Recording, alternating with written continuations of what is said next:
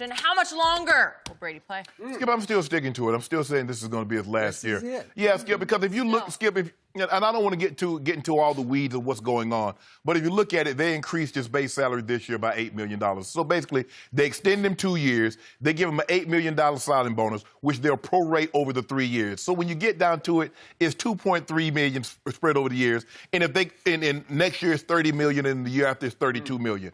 You and I both know Tom Brady's not playing at a cap number of $30+ million, so they could possibly rework it. And I think that's one of the things in Mike Sando's piece is that he alluded to. Tom Brady has yet to price himself out of New England because, Skip, the deals that he does are very team-friendly.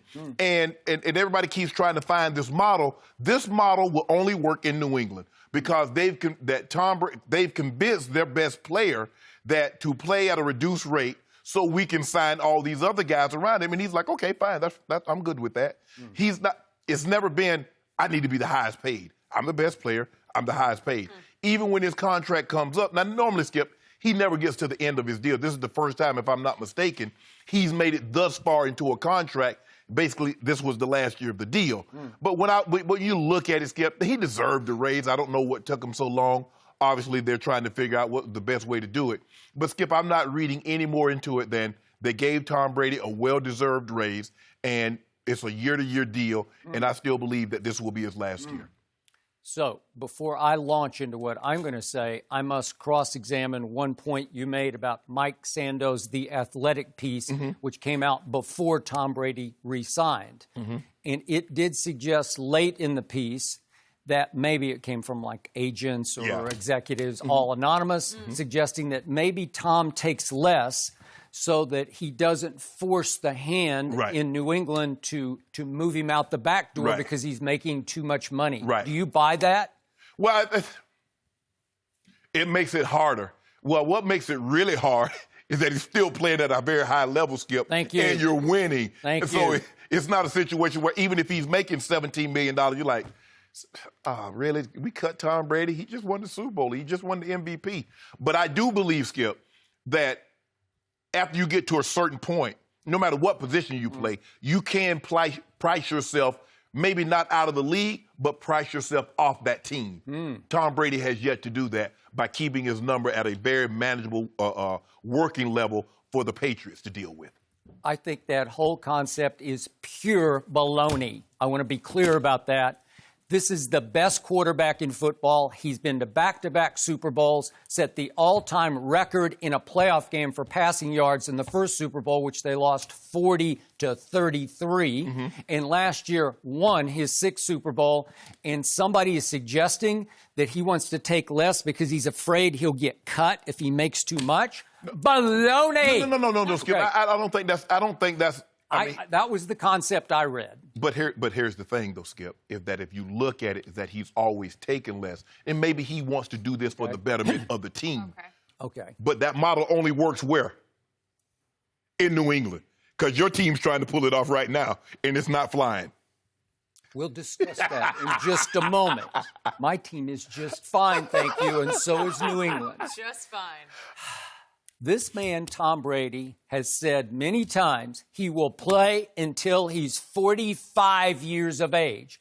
I'm not sure if that means 3 or 4 more years, because you could argue that once he turns 45 in the summer of that year, that might mean he's going to play into to his 45th birthday year. Right. You got that? Correct. So that could mean 4 more years.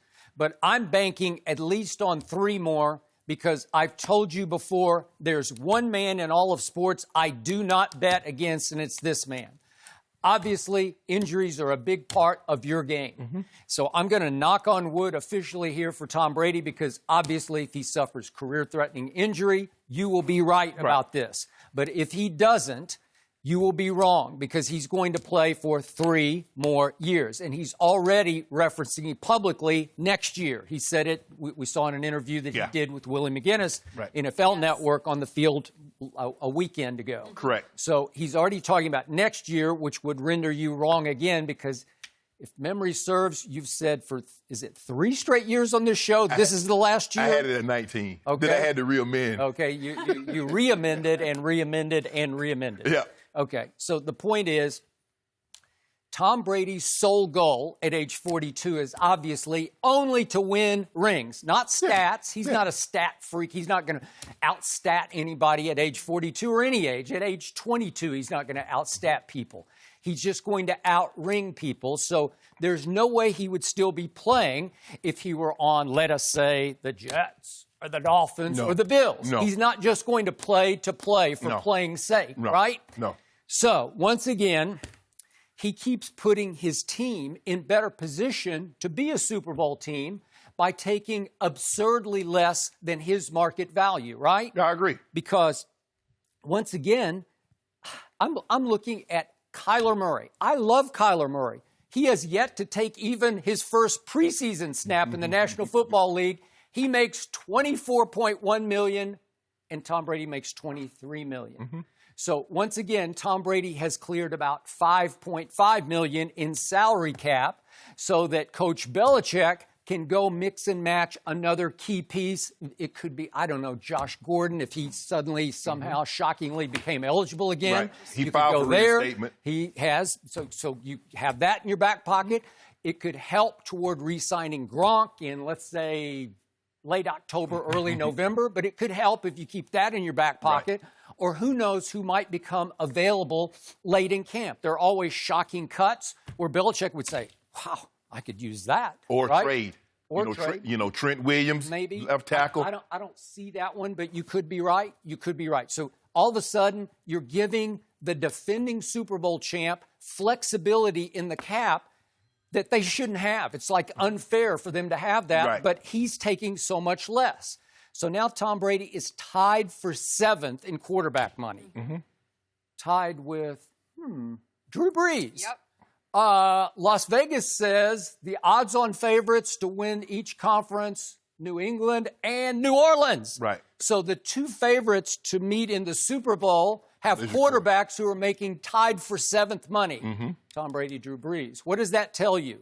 That they're both sacrificing for their rosters so that they can max out the help on their roster. Well, Skip, Drew might have sacrificed this time, but you remember Drew Brees was the highest paid at one point, and Tom has never had that luxury. And if you look at it, but Skip, here's the thing that's I find very interesting. You keep saying that he was this and he was winning Super Bowls. He was winning Super Bowls. He's winning MVPs. And Coach Belichick says, I want Jimmy Garoppolo to be my guy. Now, you and I both know, had Mr. Kraft not intervened, Tom Brady would not be the quarterback of the New England Patriots. He would have won a Super Bowl somewhere else. I don't know where, but somewhere. I'm not going to debate that. But in the article, it also says that what has transpired is that while he's done a great thing for the Patriots, he's also did a disservice to his teammates because they said Tom has taken less money for 15, 16 years. How we gonna give you full price? And that only works there because Aaron Rodgers, give me my money. Matthew Stafford, give me my money. Matt Ryan, all the Drew Brees, all these other guys have said, give me my money.